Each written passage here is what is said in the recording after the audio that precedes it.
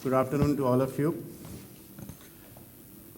I'll just take up, it's a continuation talk, I'll just take up from what Deputy NSA has left and what the Chairman, Mr. Prakash Singh, has said in the, some time ago.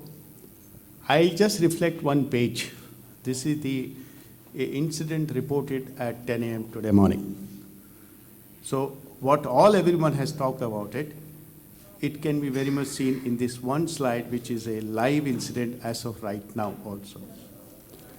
Now, this is a site where the Doordarshan reported that someone has set up a live site in the name of Doordarshan, DD Bharati. And if you see the light side on that is the ddbharati.com. This is a fake site, so-called a phishing site, which was set up. We don't know when. Still investigations are going on. Now, this site, one page, commits all kind of crimes. Whether you talk about economic frauds, you talk about the intellectual property frauds, you talk about the cybercrime or cyber security. I'll just take 2 minutes to explain because this is a live case and will set right what every speaker has talked about. Now, first of all, this is a phishing site, fake site. ddbharati is .in and this is ddbharati.com. So he has taken a credentials of Doordarshan and put it on the website. On the face of it, website appears to be very positive, promoting the interest of Doordarshan, but let us see what it comes. It is earning the advertisement in the name of Doordarshan. Put Doordarshan and get the advertisement, so he's getting the revenue. Impersonating, getting revenue, that's one crime. He has impersonation and putting the advertisement, inviting the people to offer job, temporary job, consultant job in Doordarshan. So people will buy Doordarshan, he will ask money to them, and he will go somewhere else. That's the second crime which he said. Intellectual property, this is ultimately is a property of the Doordarshan, and he has stolen and he has put it over here. The third thing which he is doing, that he is putting a link beyond that, hiding the link in the site, which when accesses a software script, which he downloads on his, because he has to access from either from mobile or from a desktop systems. He compromises the system and that system comes in the control of another perpetrator or adversaries. Now, this site is not hosted in India. This site is hosted outside the country. So it's a source of terrorism. It's a source of a cybercrime. Someone has breached the things, and which I explained, so many crimes, all different crimes have happened there. This reflects this simple looking cybercrime. It's not a simple one as may appears to be, but it's a very complex. Many layers will be there.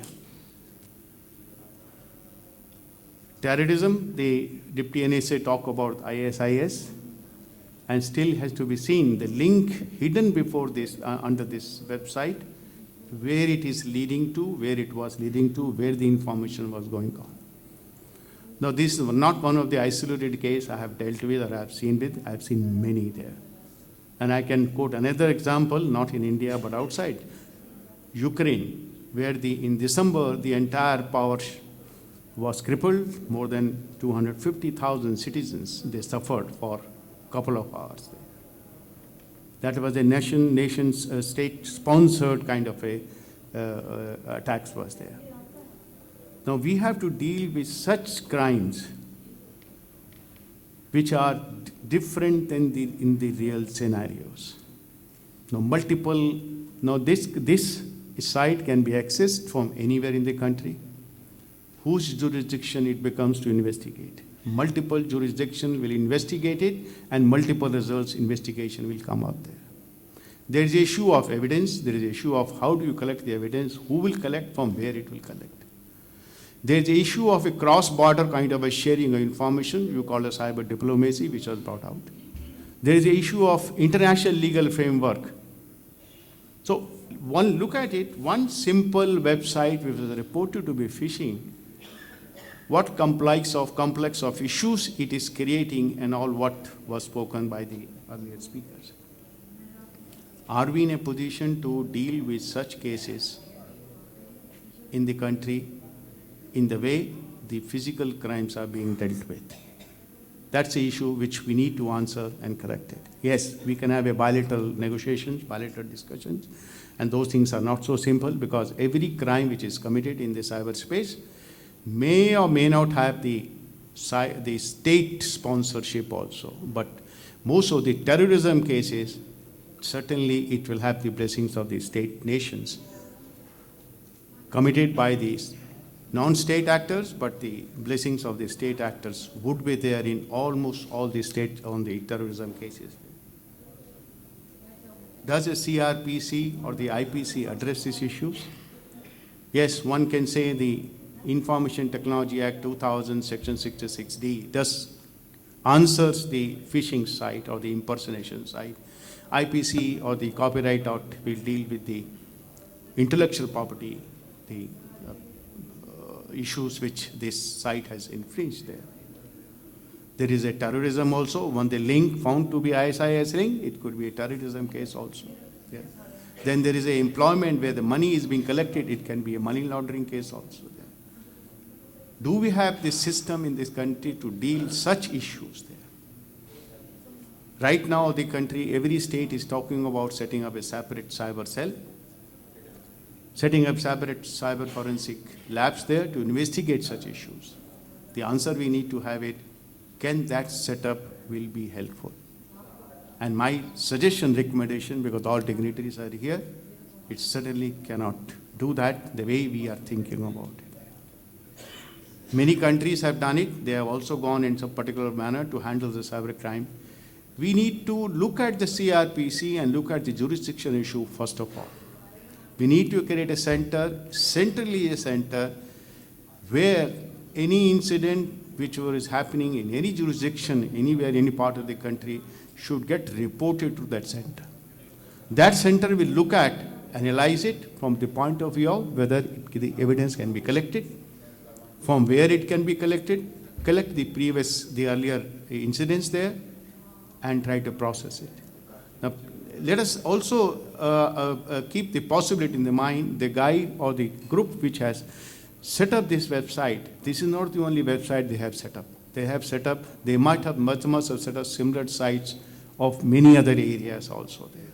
So this group alone cannot be seen by one group. So the central center can look at all the aspects, all the issues which are connected with this, and then transfer the case to the respective police station for further processing, respective jurisdictions to further processing. That's the first part. Certainly I will recommend, if you have to deal with the Cybercrime Center, since Raghu told me to suggest the ways and means to do that. And this is where we need to look at it, what Deputy NSA talked about it, amending the CRPC or amending whatever the legal framework which we have. Now, the second case which I talk about it was the Ukraine case. I just give a very brief part which happened in December, somewhere around 3:30 p.m. in the evening, precisely 3rd December. The hackers, which were now come out to be a state-sponsored, non-state actor, they have been studying the power station, power distribution centers of few companies for almost 6 months. They studied what kind of a layout this company has, what kind of equipment this company has, how the processes are done. The entire data was, they have done recce and complete collected the data. They decided to launch, the attacks were launched on 6 companies at a gap of 30 minutes or 30 minutes. First, they disabled the UPS so that there is no attempt to reboot or restart or put up any standby systems there. They disabled the UPS. And side by side, they disabled the operator part. The incident went on, one of the operator, he tried to open a circuit breaker in one of the sections there. The moment he put the passwords to open his own account, a window appears of that kindly, would you like to upgrade your Microsoft window patch now? Before he could put anything, the cursor start moving on the screen, and he was logged out, his password was blocked, and the circuit, all the start damaging circuit was totally open there. And side by side, because that console had the 36 circuit breakers, and one by one, all the 36 circuit breakers were open, and the power shutdown happened there. And the hacker says, and he has already disabled the UPS so that you are not able to take any recourse to reboot or put on standby or that kind of a things there. That is another case of cyber terrorism where all those steps which were suggested by Mr. Prakash Singh or Deputy NSA will need to be looked at. Friends, I have been allotted 50 minutes, so I thought let me highlight these two cases, put the focus that what we need to handle, how we need to proceed. This is just something different than the physical world. Actually, the problems which may happen in the virtual world creates a problem in the real world. We have to deal with them in the real world. So we need to find a solution. How do we deal in the real world? And that's why I leave it to you. One suggestion I made, we have to start a beginning. We have to set up a cybercrime center in the country. Home Ministry has already announced, but we need to expedite it. What more important is that we need to lay down the structure which will address our issues, not only today, but for a few years to come. There can't be a solution which can address for 10 years, but at least few years we should be able to address. So I thank the organizers, particularly Ramchandra Rao, and Mr. Prakash Singh, Deputy NSA, and Raghu for giving me opportunity to share my views. Thank you very much.